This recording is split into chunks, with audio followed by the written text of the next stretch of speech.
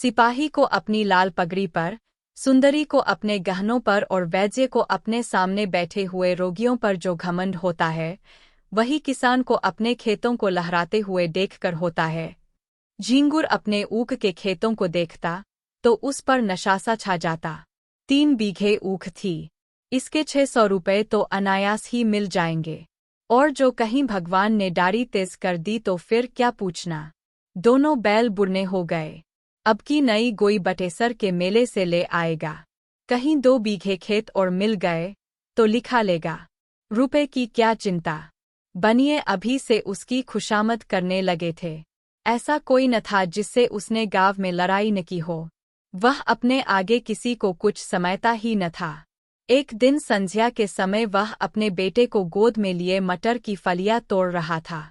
इतने में उसे भेड़ों का एक झुंड अपनी तरफ आता दिखाई दिया। वह अपने मन में कहने लगा, इधर से भेड़ों के निकलने का रास्ता न था। क्या खेत की मेंढ पर से भेड़ों का झुंड नहीं जा सकता था? भेड़ों को इधर से लाने की क्या जरूरत? ये खेत को कुचलेंगी, चरेंगी, इसका नाद कौन देगा? मालूम होता है बुद्धू गरेरिया है। बच्चा को घमंड हो गया है, तभी तो खेतों के बीच से भेड़े लिए चला आता है। जरा इसकी रिखाई तो देखो। देख रहा है कि मैं खड़ा हूँ, फिर भी भेड़ों को लौटाता नहीं। कौन मेरे साथ कभी रियायत की है कि मैं इसकी मुरैवत करूँ? अभी एक भेड़ा मोल मांगू तो 5 ही रुपये सुनावेगा। सारी दुनिया में 4 रुपये के कंबल बिकते हैं, पर यह 5 रुपये से नीचे की बात नहीं करता। इतने में भेड़े खेत के पास आ गई। झींगुर ने ललकार कर कहा, अरे ये भेड़ कहाँ लिए आते हो? बुद्धू नम्र भाव से बोला, महतो, डांट पर से निकल जाएंगी। घूमकर जाऊंगा तो कोस भर का चक्कर पड़ेगा। झींगुर, तो तुम्हारा चक्कर बचाने के लिए मैं अपने खेत क्यों कुचलवाऊं? डांट ही पर से ले जाना है तो और खेतों के डांट से क्यों नहीं ले गए? क्या मुझे कोई चूहचमार समझ लिया है, या धन का घमंड हो गया है? लौनो इनको। बुद्धू महतो, आज निकल जाने दो, फिर कभी इधर से आऊं तो जो सजा चाहे देना। झींगुर कह दिया कि लौटाओ इन्हें। अगर एक भेड़ भी मेरे पर आई तो समझ लो तुम्हारी खैर नहीं। बुद्धू महतो, अगर तुम्हारी एक बेल भी किसी भेड़ के पैरों तले आ जाए तो मुझे बैठाकर 100 गालियां देना। बुद्धू बातें तो बड़ी नम्रता से कर रहा था, किंतु लौटाने में अपनी हेठी समयता था। उसने मन में सोचा, इसी तरह जरा धमकियों पर भेड़ों को लौटाने लगा तो फिर मैं भेड़े चरा चुका। आज लौट जाओ तो कल को कहीं निकलने का रास्ता ही न मिलेगा।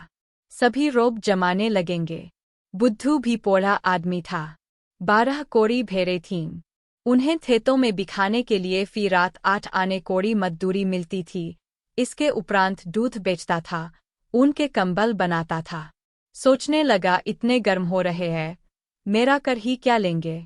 कुछ इनका दबैल तो हूं नहीं। भेड़ों ने जो हरी हरी पत्तियां देखीं तो अधीर हो गईं। खेत में घुस पड़ी।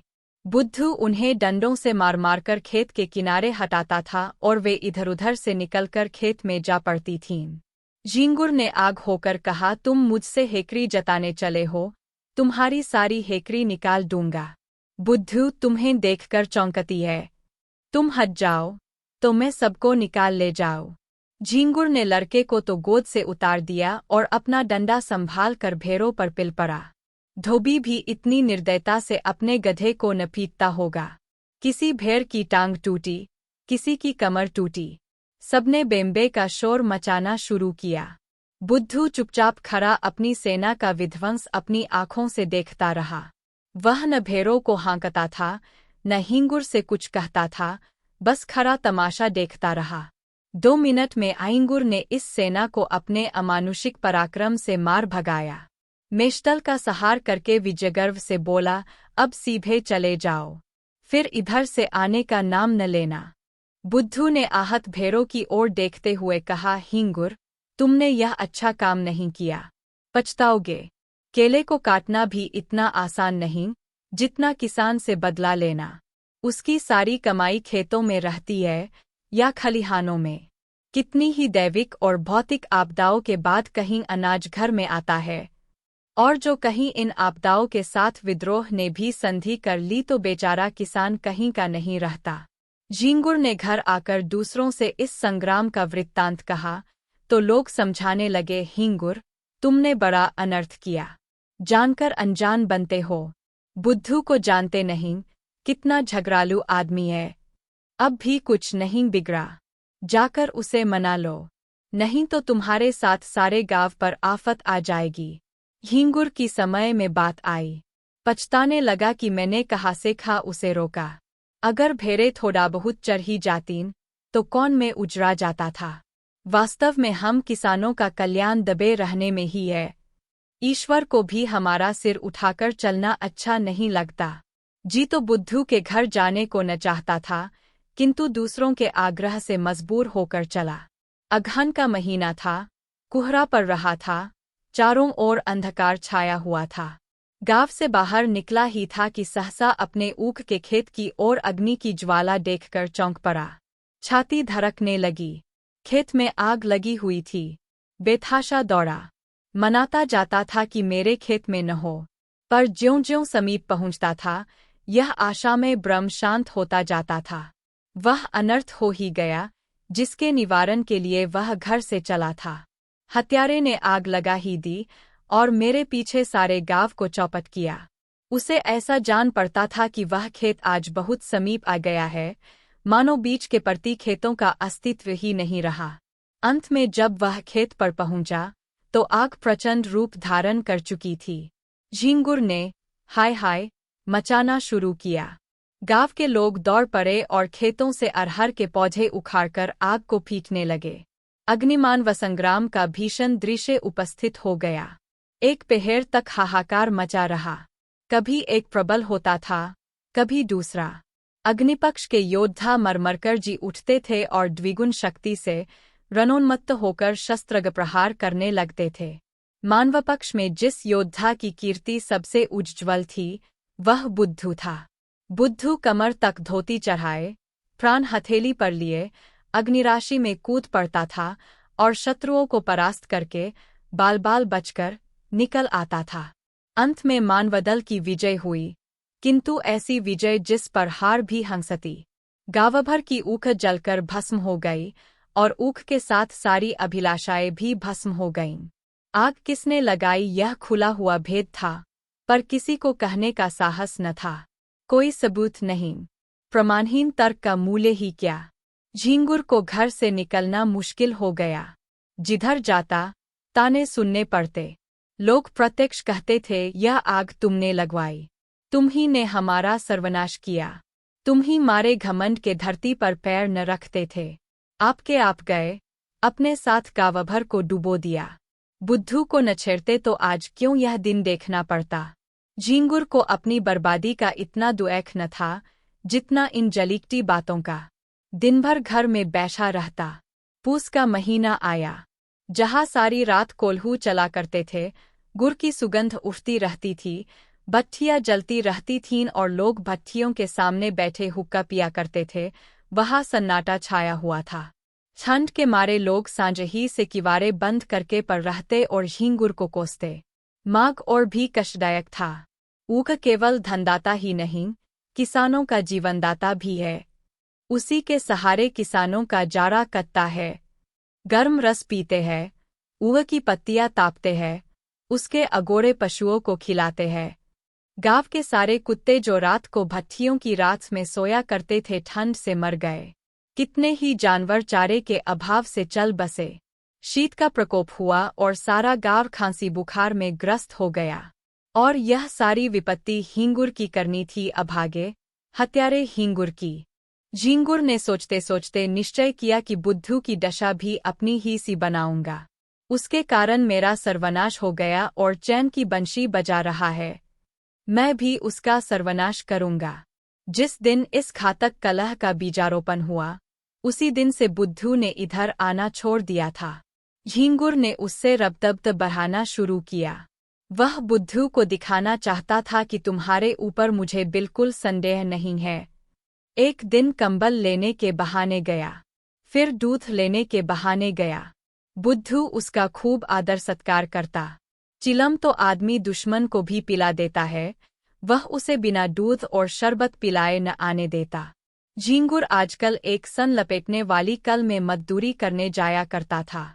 बहुधा कई कई दिनों की मजदूरी इकट्ठी मिलती थी। बुद्धू ही की तत्परता से हिंगुर का रोजाना खर्च चलता था। अतएव हिंगुर ने खूब रबतब बहा लिया। एक दिन बुद्धू ने पूछा, क्यों झींगुर, अगर अपनी ऊख जलाने वाले को पा जाओ तो क्या करो? सच कहना।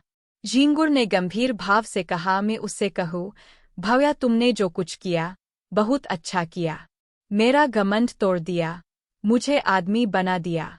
बुद्धू, मैं जो तुम्हारी जगह होता तो बिना उसका घर जलाए न मानता। झींगुर, 4 दिन की जिंदगानी में बैरविरोध बढ़ाने से क्या फायदा है? मैं तो बर्बाद हुआ ही, अब उसे बर्बाद करके क्या पाऊंगा? बुद्धू, बस यही आदमी का धर्म है। पर भाई, क्रोध के बस में होकर बुद्धि उल्टी हो जाती है। फागुन का महीना था। किसान ऊख बोने के लिए खेतों को तैयार कर रहे थे। बुद्धू का बाजार गर्म था। भेड़ों की लूट मची हुई थी। 2-4 आदमी नित्य द्वार पर खड़े खुशामदे किया करते। बुद्धू किसी से सीधे मुँह बात न करता। भेड़ रखने की फीस दूनी कर दी थी। अगर कोई एतराज करता तो बेलाग कहता, तो भव्या, भेड़े तुम्हारे गले तो नहीं लगाता हूँ, जी न चाहे मत रखो, लेकिन मैंने जो कह दिया है उससे एक कौड़ी भी कम नहीं हो सकती। गर्ज थी, लोग इस रुखाई पर भी उसे घेरे ही रहते थे, मानो पंडे किसी यात्री के पीछे हों। लक्ष्मी का आकार तो बहुत बड़ा नहीं, और वह भी समयानुसार छोटा बड़ा होता रहता है। यहाँ तक कि कभी वह अपना विराट आकार समेटकर उसे कागज के चंद अक्षरों में छिपा लेती है। कभी कभी मनुष्य की जिह्वा पर जा बैठती है, आकार का लोप हो जाता है, किंतु उनके रहने को बहुत स्थान की जरूरत होती है।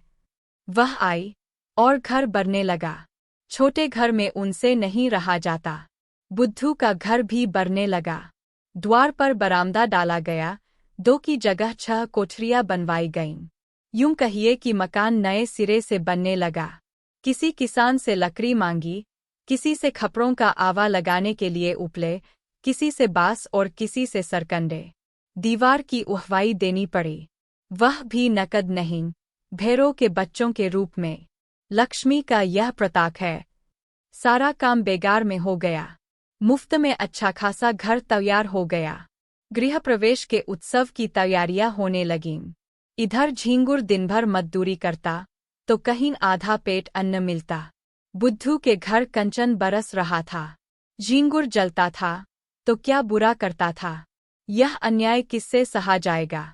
एक दिन वह टहलता हुआ चमारों के टोले की तरफ चला गया। हरिहर को पुकारा। हरिहर ने आकर राम राम की और चिलम भरी। दोनों पीने लगे। यह चमारों का मुखिया बड़ा दुष्ट आदमी था। सब किसान इससे थरथर कांपते थे।